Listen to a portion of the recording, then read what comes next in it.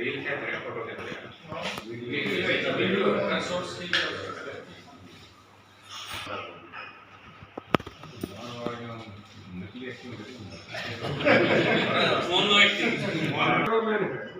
In camera कुछ गलत फहमी था इनकी शक्ल इसी आवेगी है इसी अब ये ईश्वरी आ रही कैसे बोला बताइए क्या है और सुनील सिंह आगे बताओ डेटा वाले में बस हो गया हो गया आ जाओ ठीक है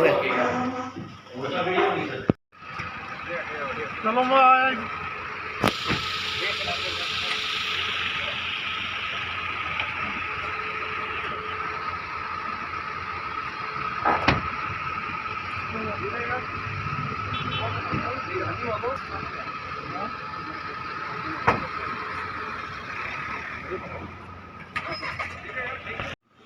नहीं दिखती कई बार क्या करते हैं वो लोग खेतों में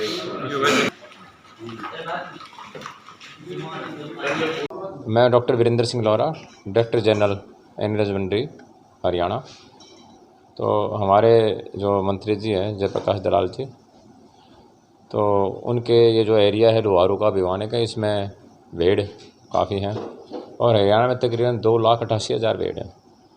तो जो भेड़ पालते हैं वो ज़्यादातर गरीब आदमी पालते हैं और उनको एक दिक्कत आती है, जो ऊन, जो भेड़ की ऊन होती है उसको बेचने में दिक्कत आती है।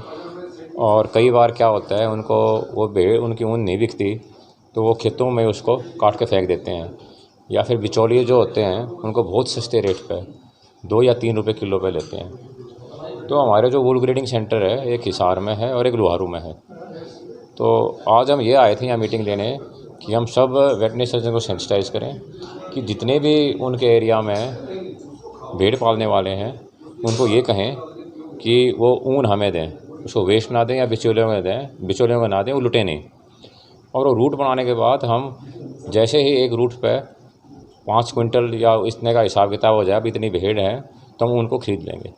हरियाणा में ही मुहिम चलाएंगे कि कोई भी भेड़ पालने वाला ऐसा ना हो जिसकी ऊन सस्ते पे कोई बिचौलिया ले जाए या फिर कोई उसको फेंकनी पड़ जाए। सर, विभाग किस तरह से खरीदेगा और उसका आगे प्रोसेसिंग किस प्रकार से आगे? विभाग क्या करता है, वो जो रेट देखता है, जो एक तो इसकी पानीपत में मार्केट है और एक बीकानेर में बड़ी मार्केट है, तो उस दिन वो क्या रेट है पानीपत में या बीकानेर में, हम वो रेट उसको देते हैं, मार्केट रेट देते हैं उस दिन।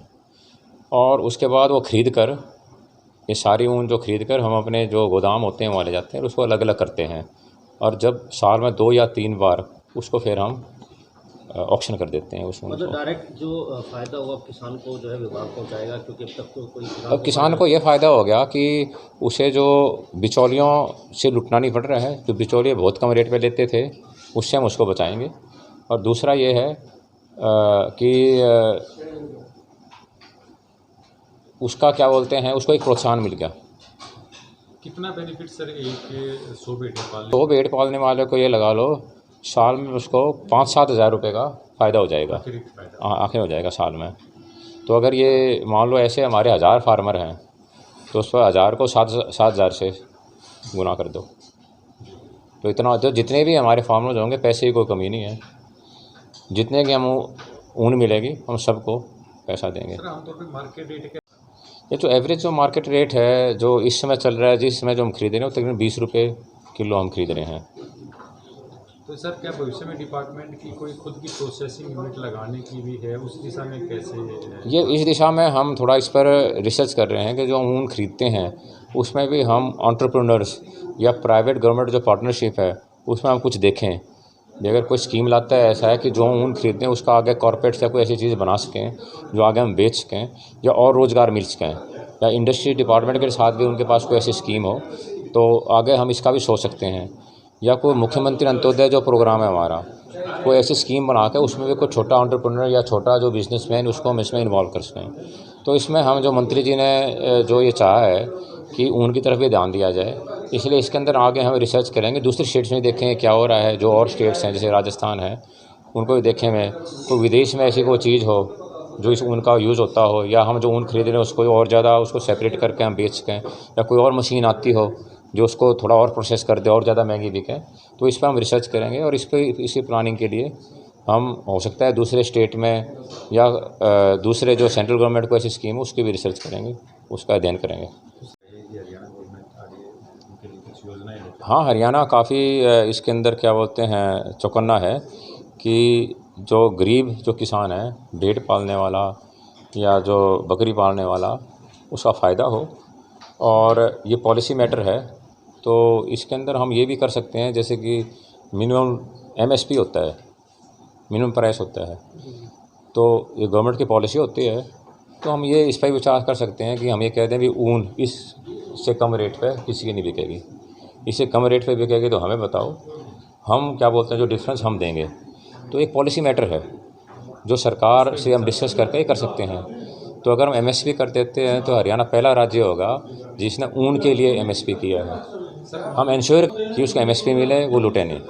सर मान लीजिए अब कोई किसान जितने भी हमारे हॉस्पिटल्स में वेटरनरी डॉक्टर्स हैं और हॉस्पिटल्स के अंदर हमारी डिस्पेंसरीज हैं, उन सबको सैनिटाइज कर रहे हैं कि आपके एरिया के जितने भी जो भेड़ पालक हैं उनसे संपर्क करें और उनसे संपर्क करके डेट ले कि हम आपकी ऊन अगर आप देना चाहते हो हम आपकी ऊन लेंगे। तो ये पूरा एक हम ये इस साल पूरी मेहनत करेंगे, और हमारी अगर बहुत ज़्यादा ऊन खरीदी जाती है तो हम आगे भी सोचें भाई इसको एक इंडस्ट्री के तौर पे डेवलप करें, या सरकार से ये भी कर सकते हैं भी इसमें MSP मिनिमम स्टैंडर्ड प्राइस है, इस टाइप का कोई फॉर्मूला करें। सर विभाग कब से इसकी शुरुआत करेगा? बनने के बाद जो आरोप जिस प्रकार से विभाग ऐसा है कि शुरुआत तो आज से शुरू हो चुकी है, पहले से भी शुरू हुई थी ये तो, लेकिन इसको और बेहतर तरीके से फार्मर्स के बेनिफिट या गरीब फार्मर के लिए और बेहतर तरीके से हम क्या कर सकते हैं इस पर हम विचार करेंगे। तो ऐसा है, रिसर्च का कोई एंड नहीं होता, ये तो हम सीखते हैं, तो कुछ तो हमने आज जैसे हम फील्ड में जाते हैं वहाँ भी सीखते हैं। हाँ, ये एंडलेस प्रोसेस होता है। सबसे अच्छा तरीका होता है कि दूसरों ने जो एक्सपेरिमेंट करे या दूसरों ने जो योजनाएं बनाई, किसी और स्टेट ने बनाई, किसी और देश ने बनाई, वो कामयाब हुई, फेल हुई। जैसे failures are the stepping stone to success, तो अगर कोई स्कीम फेल हुई वहाँ से भी सीखते हैं, तो इसकी ओर ध्यान देंगे। और हरियाणा में पहले भी सर इस तरह की स्कीम थी? पहले तो यही स्कीम थी कि ऊन खरीदने वाली ये स्कीम थी, और उसके बाद क्या है कि भेड़ पालने का जो प्रचलन कम हुआ है क्योंकि नकली ऊन जो नहीं होता सिंथेटिक ऊन आ गया है, तो सिंथेटिक ऊन के बाद इसका कम हुआ है। लेकिन फिर भी जो नेचुरल वूल है उसकी भी एक मार्केट है, अपनी फिनिश प्रोडक्ट की मार्केट है। जो रॉ जो ये वूल है इसके रेट कम है, लेकिन जो फिनिश प्रोडक्ट है वो तो काफ़ी महंगा बिकता है, और इसकी भी अलग अलग क्वालिटी होती है। एक दूसरा हमारा ब्रीड इम्प्रूवमेंट का भी हमारा, जैसे मान लो कृत्रिम गर्भाधान है तो इस पर विचार हम करेंगे भी कृत्रिम गर्भाधान से मान लो ब्रीड इम्प्रूव होती है, तो ब्रीड इम्प्रूवमेंट के दो फ़ायदे होते हैं। एक होता है भी ऊन ज़्यादा हो और ऊन बेटर क्वालिटी की हो। दूसरा होता है कि जो बच्चा होता है उसका जल्दी वेट बढ़े। जैसे मान लो 3 महीने का है बच्चा, वो मान लो 7-8 किलो का है, और अगर अच्छी नस्ल हो तो हो सकता है वो 10 किलो का हो जाए, वो मीट भी बेटर हो जाए।